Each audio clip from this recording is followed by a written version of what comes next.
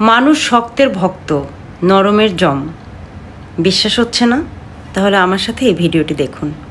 Ой, мужчина, возьмите листовочку. Не надо ничего мне. Что значит не надо? Листовку взял. Ребят, возьмите листовку. Еще одну. Спасибо. এখানে মেয়েটি, এটা মেয়ে না ছেলে আমি বুঝতে পারছি না, নাকি সুদর্শন পুরুষ সেটাও জানি না। I am confused.